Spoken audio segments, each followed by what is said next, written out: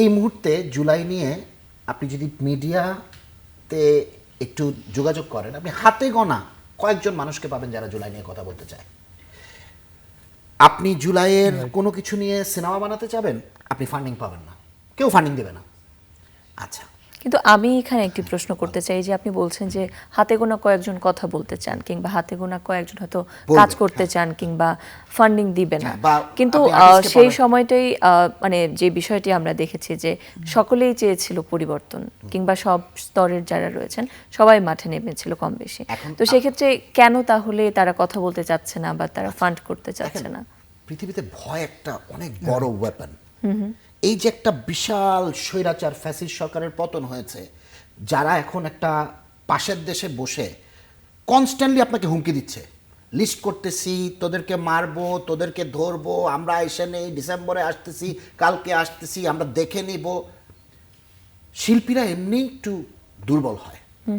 সুখ ও আনন্দের ধারায় ছোট সংসার হোক পরিবার পরিকল্পনায় জনস্বার্থে সেন্সেশন।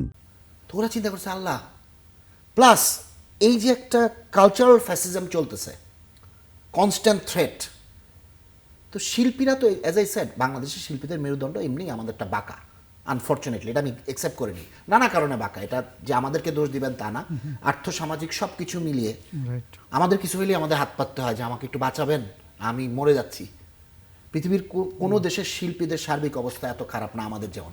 আমাদের 2-3টা শিল্পী ছাড়া প্রত্যেকেরই প্রতি মাসের খরচ উঠাতে যান বের হয়ে যায়, সেটা ডিরেক্টর হোক, কি বলে আর্টিস্ট হোক, সিঙ্গার হোক বা ক্রু হোক।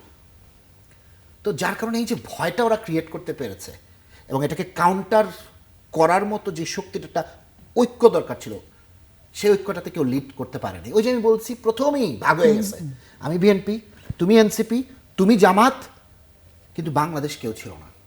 আমরা আন্দোলনে গেছি সবাই একসাথে বাংলাদেশ হয়ে, বাট 8 তারিখের পর আমরা সবাই দলে দলে ভাগ হয়ে গেছি, স্বার্থ নিয়ে আমরা দৌড়ানো শুরু করছি, যার কারণে ঐক্যে ফাটল হয়ে গেছে। এ কারণে জুলাইয়ের 2 বছরের মাথায় এসে জুলাই নিয়ে কথা বলার সাহস আমাদের নাই। Very unfortunate. এত এত মানুষ মারা গেল বাংলাদেশে, ইতিহাসে চোখের সামনে এত এত মানুষ মারা গেল, ইন্টারন্যাশনাল মিডিয়া সেগুলোকে ডকুমেন্ট করলো, আমি ন্যাশনাল মিডিয়ার কথা বাদই দিলাম। তারপরও এই দেশের একটা হিউজ জনশক্তি, যেই মানুষগুলো তাদেরকে মারছে তাদের প্রতি একটা সহানুভূতি কাজ করে। তাদের এগেনস্টে কথা বলতে গেলেই বলে যে আমরা স্বাধীনতা বিরোধী। মুক্তিযুদ্ধের 71 কি আওয়ামী লীগ কিনে নিছিল? কিনে তো নেয় নাই। হ্যাঁ, ওরা নেতৃত্ব দিছিল, ওরা একটা ইম্পর্টেন্ট স্টেক ছিল। বাট তুমি যখন, আমার বাবা যদি আজকে আমার সামনে খুন করে, আমি যদি তার সুসন্তান হই, আমাকে বলতে হবে আমার বাবা খুন করছে, আমি তাই করছে। বাট এত কিছু থাকার পরও সহানুভূতি নিয়ে কথা হয়, বলা হয় যে আমরা আগেই ভালো ছিলাম। হ্যাঁ, আমি বলি না যে ইন্টারিমের সময় খুব ভালো কাজ করে গেছে ডক্টর মোহাম্মদ ইউনূসের সরকার, বাট তারা তো এভাবে মানুষ মারে নাই। তো এটা আমার কাছে খুব কষ্ট লাগে যে এই আমাদের জাতি, আমরা এটা থেকে কবে বেরোতে পারবো আমরা জানি না, যে আমরা বাংলাদেশের পক্ষে না, আমরা সবসময় দলের পক্ষে।